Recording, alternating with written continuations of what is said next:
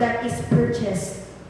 Binayaran na po ni Jesus ang ating mga kasalanan nung napako siya sa cross at dumaloy ang kanyang dugo. Yun po ang ginawa niya para sa atin, brothers and sisters. That's why whenever we come here every Sunday, yun po ang nasa puso at isip natin. Lord, salamat na dahil sa dugo mo sa cross, Panginoon, napatawad mo na ako at pwede akong pumunta sa presensya mo para ipuri ka. Amen. Hallelujah. The Lord Jesus redeemed us only through His blood. His blood, Jesus' blood, is the greatest and only payment for our sins. Amen?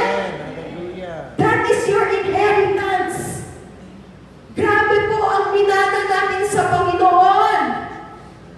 The final payment for our salvation. Lahat po tayo dapat papunta sa impyerno. Pero dahil sa pagmamahal ng Diyos para sa bawat isa, He already paid our sins. Naintindihan po ba ito ng lahat? Hallelujah! Gusto po maintindihan. I know marami po dito mga matagal na sa Panginoon.